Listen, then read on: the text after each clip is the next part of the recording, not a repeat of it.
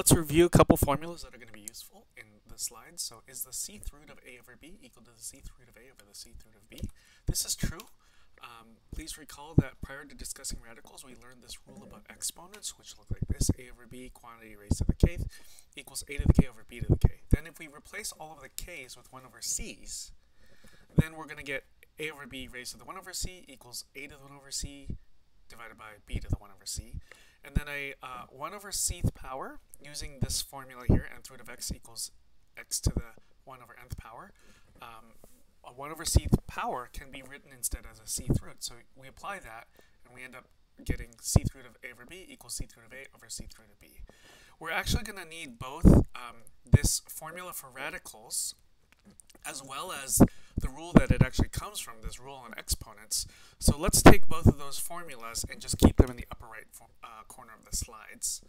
So let's also examine last time's typical type picture.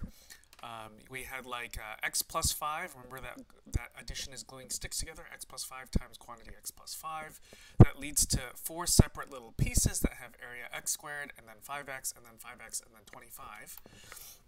So this describes x plus 5 quantity squared. You'll see the second stick labeled in blue. I'm also trying to use this blue background here, so x plus 5 quantity squared.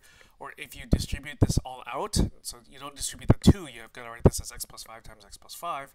And when you FOIL that out, you'll get x squared plus 5x plus 5x plus 25. And if you collect like terms in the middle, 5x plus 5x is 10x. These numbers 5, 10, and 25 are related to each other.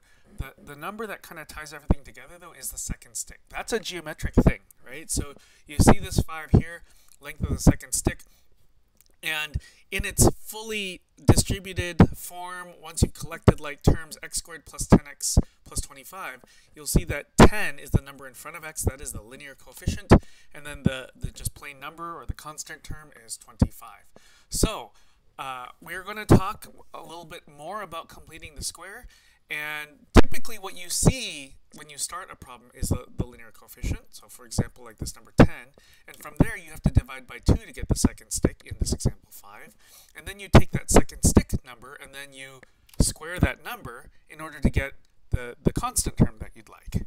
Right? So it's so strange because in the algebra you only see the number in red and the number in yellow, but the number that kind of ties everything together is the second stick, which is really only in the pictures in some sense.